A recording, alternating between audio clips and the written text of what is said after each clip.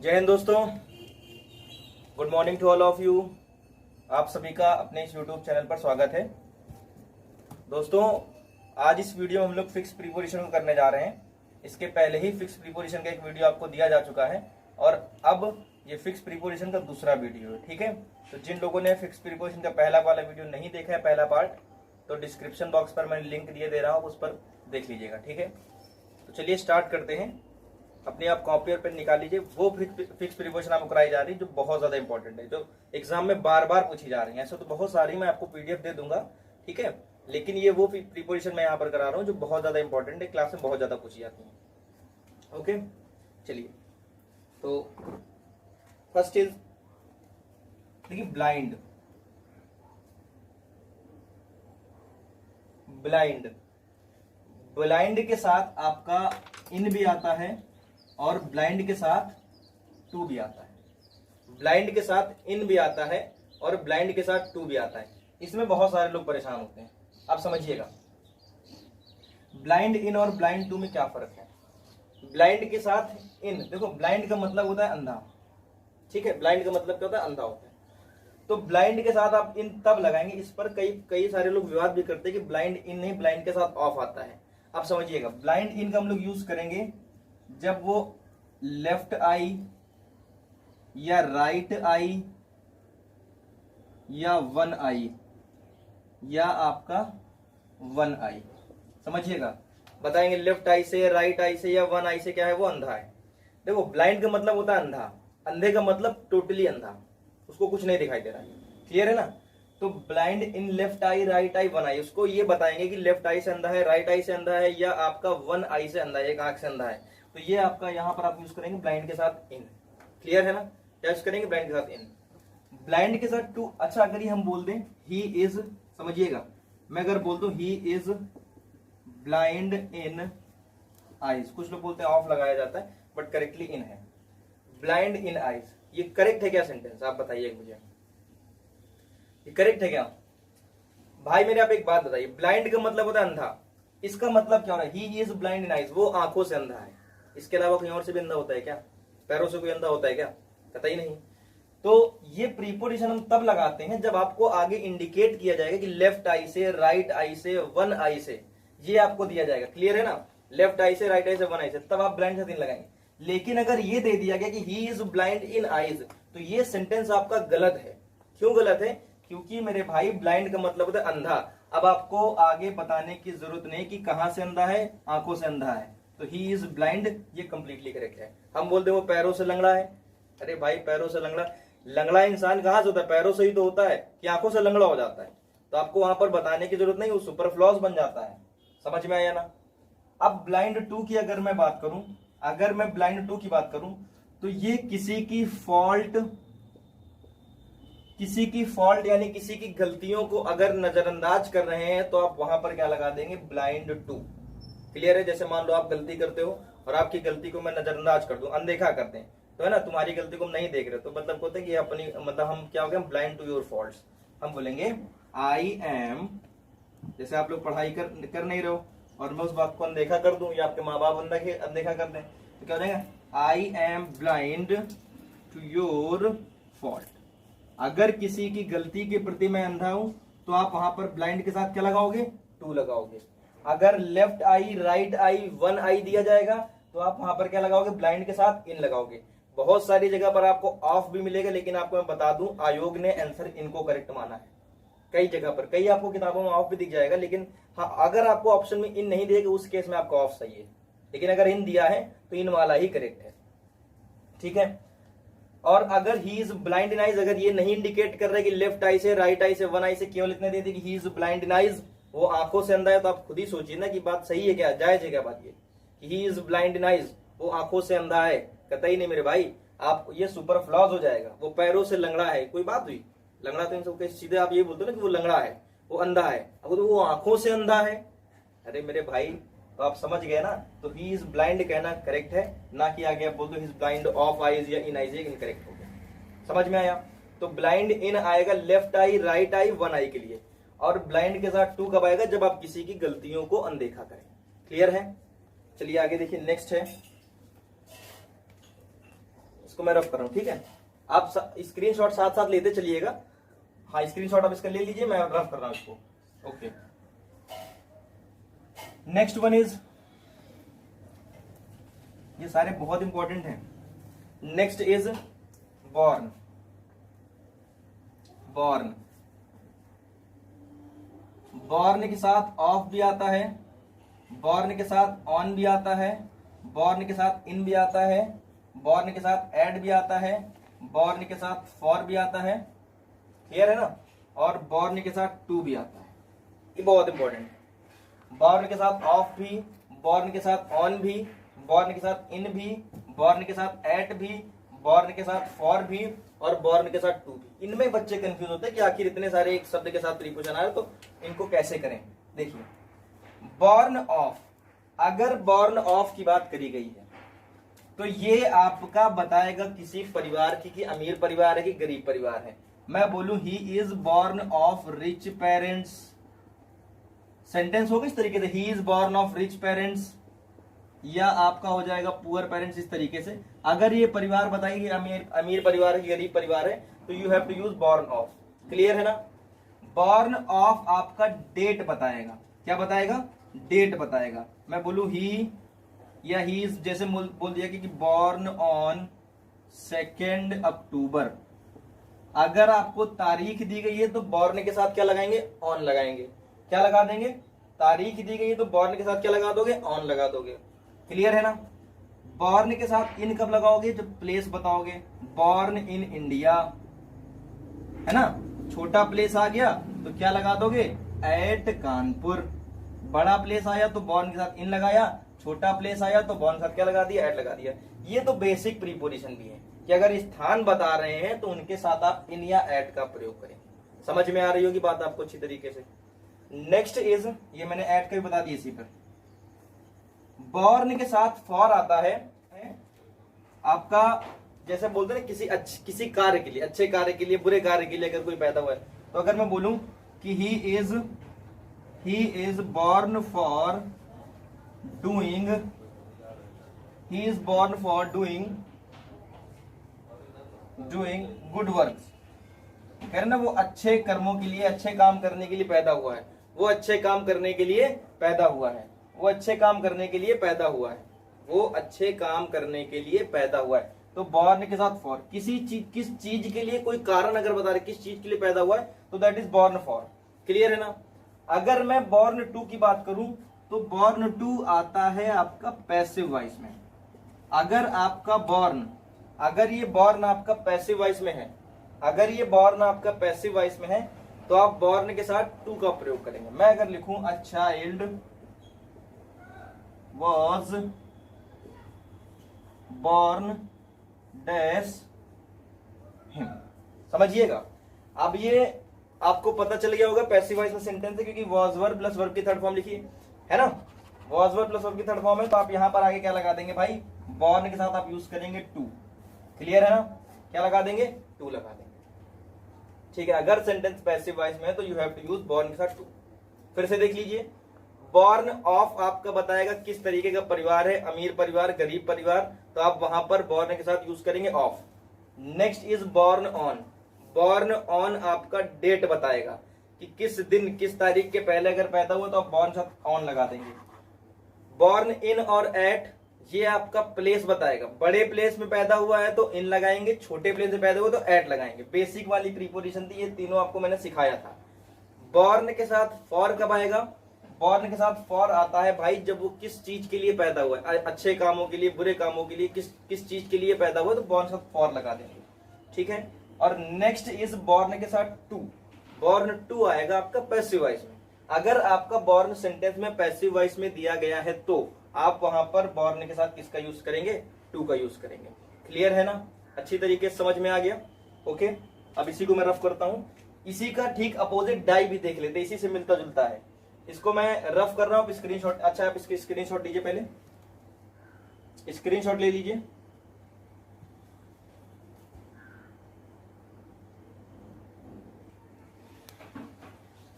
Screenshot ले लिया होगा आप लोगों ने। चलिए आगे देखते हैं। ये सारे बहुत इंपॉर्टेंट हैं, आप अच्छे से पढ़िएगा। कंफ्यूज कर देते हैं। बॉर्न का अपोजिट है डाई, बॉर्न का अपोजिट है डाई, इसको भी देखते हैं। डाई, देखिए डाई के साथ ऑफ भी आता है, डाई के साथ ऑन भी आता है, डाई के साथ इन भी, डाई के साथ एट भी आता है, डाई के साथ फ्रॉम भी आता है, डाई के साथ विद भी आता है। क्लियर है? डाई के साथ ऑफ भी, डाई के साथ ऑन भी, इन, एट, फ्रॉम, विद, इनको सीखना है। और डाई के साथ एक और वर्ड आता है जिसको मैं बोलता हूं डाई के साथ फॉर। डाई के साथ क्या बोलते हैं? फॉर बोलते हैं। डाई के साथ ओके, तो देखिए ध्यान से, डाई के साथ ऑफ, डाई माने आप जानते हैं मरना होता है। डाई के साथ ऑफ कब आता है? अगर मैं बोलूं अगर कोई किसी बीमारी से मर गया, अगर कोई व्यक्ति किसी बीमारी से मर गया तो आप डाई के साथ ऑफ लगाएंगे। मैं बोल दूं ही डाइड ऑफ कैंसर, वो कैंसर से मर गया। ही डाइड ऑफ मलेरिया, वो मलेरिया से मर गया। अगर कोई किसी बीमारी से मर रहा है तो आप डाई के साथ क्या लगाएंगे? ऑफ लगाएंगे। अगर कोई किसी बीमारी से मर रहा है तो you have to use die of, आपको डाई के साथ ऑफ का यूज करना पड़ेगा। क्लियर है ना? क्लियर है? एग्जाम्पल लिख देगा, ही डाइड ऑफ कॉलरा, ये डाई के साथ ऑफ लगाया मैंने। कॉलरा कोई बीमारी थी और बीमारी के साथ अगर मर गया तो डाई के साथ आप लगाएंगे ऑफ। क्लियर है? डाई के साथ ऑन कब लगाएंगे? मैं बोल दूं ही, अगर आपको तारीख बता दिया जाए, ही डाइड ऑन 15 अगस्त, वो 15 अगस्त को मर गया। He died on 15 August. Clear है ना? तो अगर आपको कोई तारीख दी जा रही है तो तारीख के पहले आप क्या यूज करते हैं? ऑन। ये तो बेसिक प्रीपोजिशन है, आप बेहतर तरीके से समझते हैं, मैंने आपको पहले वाले वीडियो में सिखाया भी है। नेक्स्ट इज डाई इन और एट, ये आएगा आपका प्लेस बताने के लिए। He died in India at Kanpur, basic preposition है बेटा ये, कि अगर आप बड़े प्लेस के साथ लगा है तो आप इन लगाएंगे डाई के साथ, और छोटे प्लेस के साथ, छोटे प्लेस में मरा है तो डाई के साथ क्या लगा देंगे? एट लगा देंगे। क्लियर है? नेक्स्ट वन इज डाई के साथ फ्रॉम। देखो बीमारी से मर रहे थे तो आप अगर किसी डिसीज से मर रहे थे तो डाई के साथ ऑफ लगा रहे थे। अगर किसी डिसीज से मर रहे थे तो डाई के साथ ऑफ था। लेकिन अगर ये कोई अन्य कारण से मर रहा है, फ्रॉम अदर रीजन, अगर किसी अन्य कारण से भी मर रहा है तो आप वहां पर लगाएंगे डाई के साथ फ्रॉम। जैसे मैं बोलूं प्यास से मर गया, वो किससे मर गया? प्यास से मर गया, तो ही आप यहां पर लिख सकते हैं he died from over eating. ज्यादा खा लिया तो मर गया भाई, ज्यादा खा लिया तो मर गया। तो over eating is not a बीमारी, over eating is not a disease. Over eating आपकी कोई बीमारी नहीं है, बल्कि कोई अदर रीजन है मरने के लिए। ओवर ईटिंग यानी ज्यादा खाने से मर जाए, प्यास से मर जाए, या किसी बीमारी को छोड़कर किसी अन्य कारण से अगर कोई व्यक्ति मरता है तो you have to use die from. Clear? Next one is die with. Paper में आप लोग अक्सर पढ़ते होंगे कि अपनी बीवी के साथ मर गया, खुद को भी जहर दे दिया, बीवी को जहर दे दिया, है ना? तो आप लोग वहां पर यूज करेंगे डाई विद। मैं बोलूं he died with his wife, अपनी पत्नी के साथ मर गया। यानी अगर डाई विद तब आएगा जब आगे आपको पर्सन दिया जाएगा। डाई विद कब आएगा? जब आगे आपको पर्सन दिया जाएगा। यानी किसी के साथ अगर मर रहे हैं, हम मर जाए साथ में अपने दोस्त को भी ले डूबे तो आई died with my friends. Clear है ना? जैसे पेपर में अक्सर पढ़ते होंगे कि पति ने अपनी पत्नी को भी मार दिया, साथ में दोनों मर गए, दोनों ने साथ में फांसी लगा लिया, तो बेटा क्या होगा वहां पर? तो ही died with his wife. Clear है? यानी अगर अपनी पत्नी के साथ, या मतलब आपको कोई भी पर्सन अगर आगे दिया जाता है तो you have to use die with, आप वहां पर डाई विद का प्रयोग करेंगे। नेक्स्ट इज, कहते हैं ना डाई फॉर नेशन, अपने देश के लिए जो अपने जो सिपाही होते हैं, जो सैनिक होते हैं, किसके लिए मरते हैं? Die for country, die for nation, यानी किसके लिए मर रहे हैं? तो यह क्लियर है ना? तो आप लिखेंगे ही डाइड फॉर नेशन, वो अपने देश के लिए मर गया, देश के लिए बलिदान दे दिया, यानी सोल्जर्स की मैं बात कर रहा हूं। समझ में आया बेटा? तो डाइड फॉर नेशन। तो एक बार देख लीजिए फिर से, डाई ऑफ किसी बीमारी से मर जाए तो डाई के साथ ऑफ लगाएंगे। बीमारी के अलावा किसी अन्य कारण से मर जाए तो डाई के साथ क्या लगाओगे? फ्रॉम। बीमारी से मरे तो डाई के साथ ऑफ, बीमारी के अलावा किसी अन्य कारण से मर गए तो डाई के साथ फ्रॉम लगाएंगे। डाई ऑन कोई तारीख दी जाएगी। इन और एट की मैं बात करूं तो प्लेस बताएंगे कि अगर आपका छोटा प्लेस है तो एट लगाओगे, बड़ा प्लेस है तो इन लगा देंगे। डाई फ्रॉम बता चुके, किसी अन्य कारण से मर गया, ज्यादा खाने से मर गया या प्यास के कारण मर गया तो दैट इज डाई फ्रॉम। अगर मैं बात करूं किसी के साथ मर गया, किसी को अपने साथ, अपना तो गए गया, साथ में किसी और को भी ले डूबा, तो डाई के साथ क्या आ गया बेटा, विद आ गया। समझ में आया कि नहीं आया बेटा। और डाई के साथ फॉर की अगर मैं बात करूं तो ये आएगा डाई फॉर नेशन। किसके लिए मर गया, कहते हैं ना देश के लिए मर गया, देश के लिए शहीद हो गया, तो that is die for nation, die for country. Clear है। एक चीज और रह गई है, इसको थोड़ा मैं नीचे शिफ्ट कर दूं, ये नोट ही कर लिया होगा, मैं बताता हूं। डाई के साथ इन एक कंडीशन में और आता है, अगर कोई एक्सीडेंट में मर जाए, कहीं बैटल यानी युद्ध में मर जाए, कहीं वॉर मर जाए, समझ रहे हैं ना। कोई एक्सीडेंट मर गया या बैटल में मर गया या वॉर मर गया। अच्छा, बैटल और वॉर में क्या डिफरेंस है, आपके लिए क्वेश्चन है, होमवर्क है ये, आपको सर्च करना है बैटल और वॉर में क्या डिफरेंस होता है। क्लियर है ना, आप इसको सर्च करिएगा बेटा। अगर कोई एक्सीडेंट मर जाए, कोई बैटल में मर जाए और कोई वॉर में मर जाए, अगर एक्सीडेंट की बात करें, बैटल की बात करें, वॉर की बात करें, तो आप इन सब के साथ क्या लगाएंगे, आप इन सब के साथ लगाएंगे डाइड। डाई के साथ क्या लगा देंगे, died in. Died in accident, died in battle, died in war. Clear है। Died in accident, died in battle, died in war. और आपके लिए होमवर्क है कि बैटल और वॉर के बीच में डिफरेंस आपको बताना है। कमेंट करके बताइएगा क्या डिफरेंस होता है। क्लियर है ना। तो इसको आप लोग नोट करिए, स्क्रीनशॉट लीजिए, आगे बढ़ते हैं। चलिए आगे देखिए, नोट कर लिया होगा, मैं इसको रफ कर रहा हूं।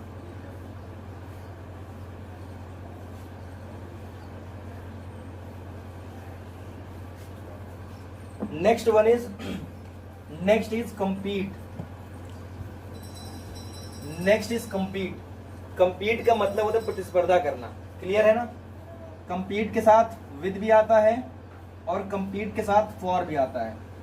कंपीट के साथ विद भी आएगा और कंपीट के साथ फॉर भी। डिफरेंस देखिएगा, कंपीट विद तब आएगा जब आप किसी पर्सन के साथ कंपीट करेंगे, किसी पर्सन के साथ कंपीट करेंगे। क्लियर है ना। जैसे मान लीजिए हम है और मेरा एक दोस्त है, तो हमारा दोस्त हमसे प्रतिस्पर्धा कर रहा है, कंपटीशन कर रहा है फर्स्ट रैंक लाने के लिए। क्लियर है ना। मैं बोलता हूँ he is competing with me, he is competing with me. और ये फॉर होगा किस चीज के लिए कर रहा है, समझ रहे हो ना। कंपीटिंग फॉर अ थिंग आप बोल सकते हैं। एक ही एग्जांपल से हम क्लियर करेंगे। मैं बोल दूं Ramesh is competing dash Suresh dash getting first rank. इसको आप देखिएगा, Ramesh is competing dash Suresh. तो बेटा सुरेश कोई पर्सन है ना, कंपीट विद कब आएगा, जब किसी पर्सन की बात करेंगे। तो आपने यहां पर विद लगा दिया। किस चीज के लिए कर रहा है, कोई ट्रॉफी जीतने के लिए, फर्स्ट रैंक लाने के लिए। अगर किसी चीज के लिए अगर वो क्या कर रहा है, कंपीट कर रहा है, तो आप वहां पर लगा देंगे फॉर। समझ में आया ना, for getting first rank. Clear है। कंपीट विद आप किसी पर्सन के साथ करेंगे, कंपीट के साथ फॉर आप किसी थिंग के लिए, यानी किस चीज के लिए, कोई ट्रॉफी के लिए कर रहे हैं या फर्स्ट रैंक लाने के लिए कर रहे हैं, तो आप वहां पर कंपीट के साथ फॉर का यूज करेंगे। क्लियर है दोस्तों, इसको आप नोट करिए। चलिए नेक्स्ट है, नेक्स्ट इज कंप्लेन। कंप्लेंट मतलब होता है शिकायत करना। कंप्लेंट मतलब होता है शिकायत करना। देखिए इसके साथ आपका अगेंस्ट भी आएगा और इसके साथ आपका ऑफ भी आएगा। क्लियर है ना। कंप्लेंट के साथ अगेंस्ट भी आएगा और कंप्लेंट के साथ ऑफ भी आएगा। अब समझिएगा, कंप्लेन अगेंस्ट किसी पर्सन के खिलाफ होगा, यानी अगर किसी पर्सन से हमको शिकायत है तो आप वहां पर कंप्लेन के साथ क्या यूज करेंगे, against. I do complain against Suresh, मैंने सुरेश के खिलाफ कंप्लेन करी तो आपने वहां पर क्या लगा दिया, अगेंस्ट लगाया। सुरेश हमारा पर्सन था तो इस वजह से मैंने वहां पर क्या लगाया, against. Complain against Suresh. Clear है ना। और मान लीजिए अगर सुरेश ने हमारे साथ बुरा व्यवहार किया तो आई कंप्लेन्ड, और उसके बाद अगर बुरा व्यवहार की बात आएगी ना तो आप क्या लगा देंगे, आई कंप्लेन ऑफ मिसबिहेवियर। समझ रहे हो ना, मिसबिहेवियर अगर हमारे साथ किसी ने किया है तो आप कंप्लेन के साथ ऑफ लगा देंगे। क्लियर है ना, कंप्लेन ऑफ अ थिंग, किसी चीज की, या अगर आप किसी वस्तु की कंप्लेन दुकान में करने चले गए तो आप वहां पर कंप्लेन के साथ क्या लगा देंगे भाई, ऑफ लगा देंगे। क्लियर है ना, complain against person and complain के साथ ऑफ कब आएगा बेटा, जब मैं किसी वस्तु की बात करूंगा तो कंप्लेन के साथ ऑफ आएगा। क्लियर है ना, कंपीट के साथ विद आता है पर्सन के लिए, कंपीट के साथ फॉर आएगा किसी वस्तु के लिए। और अगर मैं बात करूं अगर किसी पर्सन की बात होती है तो कंप्लेन के साथ अगेंस्ट लगाएंगे, और अगर किसी वस्तु की मैं बात कर रहा हूं तो you have to use complain of. इसको नोट करिए और मैं इसके बाद अगला बताता हूं। चलिए दोस्तों, तो नोट कर लिया आप लोगों ने, समझ में आया। नेक्स्ट है आपका, दोस्तों आप लोग वीडियो को लाइक कर दिया करिए, वीडियो को लाइक और शेयर कर दिया करिए, ठीक है। नेक्स्ट है हमारा डील। डील, डील के साथ इन भी आता है और डील के साथ विद भी आता है। डील के साथ इन भी आता है और डील के साथ विद भी आता है। डील मतलब व्यापार है ना, डील का मतलब होता है व्यापार। तो जैसे मैं अगर मैं बिजनेस की बात करूंगा, अगर मैं बिजनेस की बात करूंगा, अगर मैं बिजनेस की बात करूंगा, बिजनेस की स्पेलिंग गलत हो गई, अगर मैं बिजनेस की बात करूंगा तो डील के साथ आप यूज करेंगे इन, ठीक है ना। जैसे मैं बोलूं ही डील इन क्लॉथ, मतलब इसका मतलब यह है कि वो क्लॉथ्स का व्यापार करता है, तो you have to use deal के साथ इन। अगर कहीं पर बिजनेस की बात आएगी तो बेटा आप वहां पर क्या लगाएंगे, डील इन। और विद तब लगाओगे जब कहीं पर किसी पर्सन की बात करी जाए। डील विद आप तब यूज करेंगे जब कहीं किसी पर्सन की बात करी जाए। तो मैं बोलूंगा ही डील्ड विद मी, उसने मेरे साथ डील की, बोलते ना डील डन। अगर डील आप किसी पर्सन के साथ कर रहे हैं तो you have to use deal के साथ विद, या he is dealing with me, कुछ भी हो डील के साथ क्या लगा देंगे भाई, विद लगा देंगे। क्लियर है, डील इन बिजनेस के लिए और डील विद आएगा आपका किसके लिए, deal with is use for person, deal with आपका पर्सन के यूज होगा। नेक्स्ट देखिए, नेक्स्ट इज इंटर। इंटर के साथ आपका इनटू भी आता है और इंटर के साथ आपका no preposition. Most important case, no preposition. अभी मैं आपको डिटेल से बताऊंगा लास्ट में कि इसका एक प्रॉपर वीडियो बनाऊंगा कि प्रीपोजिशन कहां कहां पर यूज नहीं करते, ठीक है ना। एंटर के साथ नो प्रीपोजिशन भी आता है, बहुत पूछते एग्जाम में। देखिए इंटर के साथ इनटू कब आएगा, जब आप किसी के मैटर में, किसी के मामले में अगर आप दखलंदाजी देते हैं तो। ही इंटर्ड इनटू माई मैटर, उसने मेरे मामले में क्या करा, इंटर किया, मेरे मामले में दखलंदाजी दी, दैट इज इंटर इनटू। और अगर आप कहीं पर प्रवेश कर रहे हैं, मोस्ट इंपोर्टेंट केस, आप यहां पर स्टार लगाइएगा, ये एग्जाम में बहुत पूछते हैं भाई। अगर कहीं पर प्रवेश कर रहे हैं तो प्रवेश करने के अर्थ में, प्रवेश करने के अर्थ में आप इंटर के साथ किसी भी प्रीपोजिशन का प्रयोग नहीं करते।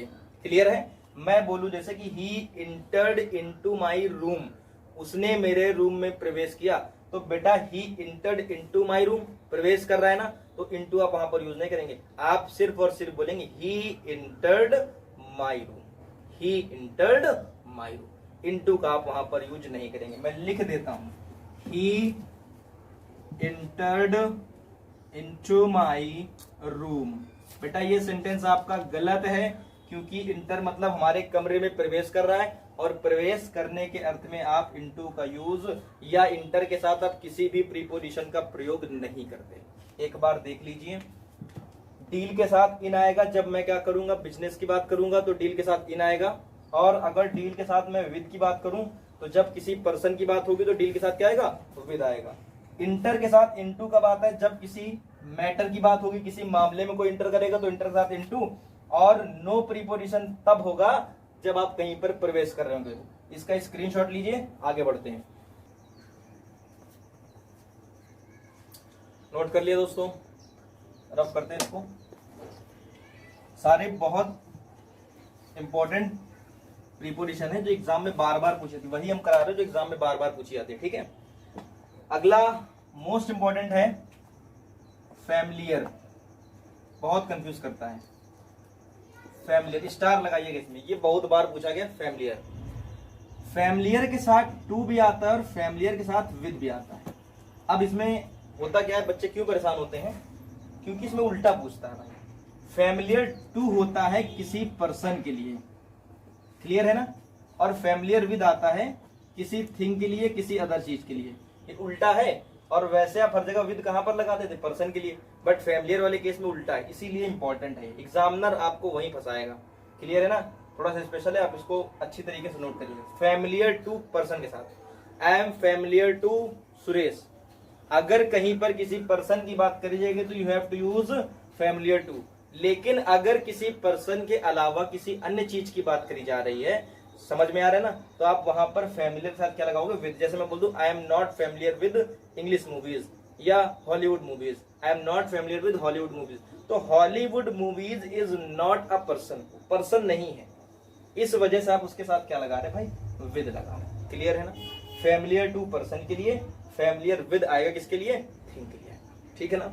एक और पूछ लेता है कभी कभी, ये भी इंपॉर्टेंट है, एलिजिबल। एलिजिबल के साथ हम लोग यूज करते हैं फॉर, जैसे you are eligible for Indian air force, आप लोग इंडियन एयरफोर्स के लिए एलिजिबल हो चुके हैं, समझ रहे हैं ना, 16.5 साल एज हो गई और आप इंटरव्यू पास कर चुके हैं, तो आप एलिजिबल हो गए। एलिजिबल के साथ क्या लगाते हैं, फॉर। एलिजिबल का मतलब होता है योग्य, एलिजिबल का मतलब क्या होता है, योग्य। एलिजिबल मतलब क्या होता है, योग्य, क्लियर है ना। Next is most important, knock. Most important है, स्टार लगाइएगा, नॉक। नॉक के साथ आपका एट भी आता है और नॉक के साथ आपका ऑन भी आता है। नॉक के साथ एट भी आता है और नॉक के साथ आपका ऑन भी आता है। कहां पर एट, कहां पर ऑन, समझिएगा। अगर नॉक, नॉक का मतलब होता है खटखटाना, कहते हैं somebody is knocking at the door, तो वही नॉक है, खटखटाने वाला। अगर नॉक किसी वर्ब का काम करेगा, अगर नॉक किसी वर्ब का काम करेगा तो आप नॉक के साथ क्या लगाएंगे, एट लगाएंगे। नॉक के साथ क्या यूज करेंगे, एट। मैं बोलूं अगर कि he is knocking dash the door, तो समझिएगा ये is helping verb, knocking main verb. Knock यहां पर किसका काम कर रहा है भाई, वर्ब का। और अगर नॉक वर्ब का काम करेगा तो आप यहां पर क्या लगा देंगे, एट लगा देंगे। क्या यूज करेंगे, एट, क्लियर है ना। नॉक ऑन देखिए, अगर नॉक किसी वर्ब का, अगर नॉक किसी वर्ब का काम करेगा तब आप नॉक के साथ क्या यूज करते हैं, एट यूज करते हैं। लेकिन अगर नॉक काम करेगा किसका, नाउन का, अगर नॉक काम करेगा नाउन का तो आप इसके साथ क्या यूज करेंगे, ऑन। एग्जांपल देखिएगा, मैं अगर बोलूं I heard a knock dash the door, तो अब आप ये समझिए कि नॉक यहां पर किसका काम कर रहा है और इस वाले सेंटेंस किसका काम कर रहा था। ऊपर वाला सेंटेंस था, ये सब्जेक्ट था, इज आपकी हेल्पिंग वर्ब, और हेल्पिंग वर्ब के बाद नॉकिंग या आईएनजी फॉर्म कौन सी थी भाई मेरे, मेन वर्ब थी, समझ रहे हैं ना। और अगर नॉक किसका काम करता है, वर्ब का, तो आपने क्या लगा दिया, एट। अब यहां पर देखिए, आई सब्जेक्ट है, आई क्या है आपका, सब्जेक्ट है, हर्ड आपकी वर्ब है, ए आपका आर्टिकल है, और आर्टिकल किसके साथ आता है, नाउन के साथ आता है भाई। तो ये किसका काम कर रहा है, नॉक यहाँ पर क्या है आपका, नाउन है, क्लियर। तो समझिएगा ये नाउन है, और नॉक अगर नाउन का काम करता है तो आप वहां पर क्या लगा देंगे, on. I heard a knock on the door, मैंने दरवाजे पर एक खटखटाहट सुनी, क्लियर। तो समझ में आया भाई। फिर से देख लीजिए, फैमिलियर वाला केस मोस्ट इंपॉर्टेंट है। फैमिलियर टू आता है पर्सन के लिए, अगर किसी पर्सन के साथ आप फैमिलियर हो तो फैमिलियर के साथ क्या लगा देंगे, टू लगा देंगे। लेकिन अगर आप किसी वस्तु के साथ, किसी अन्य चीज के साथ फैमिलियर, उससे परिचित हैं या उसको आप जानते हैं, तो दैट इज फैमिलियर विद। आप वहां पर फैमिलियर के साथ किसका यूज करेंगे, विद का यूज करेंगे, क्लियर है। एलिजिबल के साथ क्या था, फॉर आता है, you are eligible for Indian air force, आप लोग इंडियन एयरफोर्स के लिए एलिजिबल हो चुके हैं। एलिजिबल का मतलब होता है योग्य, ठीक है। नेक्स्ट इज नॉक एट और knock on, most important case है knock at and knock on.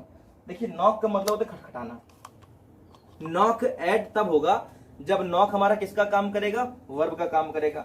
Knock अगर वर्ब का काम करे तो नॉक के साथ क्या लगाएंगे, एट लगाएंगे, ठीक है। और नॉक अगर काम करता है नाउन का तो आप नॉक के साथ क्या यूज करेंगे, ऑन। नॉक क्लियर है। तो आज के लिए फिलहाल इतना ही। इसके बाद नेक्स्ट वीडियो में हम लोग आगे बताएं, डिस्कस करेंगे। दोस्तों पहली चीज तो ये कि आप लोग वीडियो को शेयर कर दिया करिए और लाइक भी कर दिया करिए। जो भी आपकी समस्याएं हैं, जो भी आपके डाउट हैं, वो आप हमको कमेंट बॉक्स में बता दिया करिए। दूसरी बात ये है कि आप इनके प्रॉपर तरीके से नोट्स बनाइए जितना मैं लिखा रहा हूँ इनके। हालांकि ये हम वो करा रहे हैं जो बहुत ज्यादा इंपॉर्टेंट है, जो पेपर बार बार पूछे थे। ऐसे तो बहुत सारी है, तो सारी कराना इम्पॉसिबल है क्लास में। मैं आपको पीडीएफ टेलीग्राम चैनल पर भेज दूंगा और टेलीग्राम चैनल का लिंक हम डिस्क्रिप्शन बॉक्स में दिए दे रहे हैं, ठीक है। तो आप टेलीग्राम चैनल हमारा ज्वाइन कर लीजिएगा, उसमें आपको स्टडी मटेरियल भी मिलता रहेगा। तो आप इसको प्रिपेयर करिए और इसके बाद अच्छी तरीके से आप पढ़ाई करिए। तब तक के लिए जय हिंद, मिलते हैं नेक्स्ट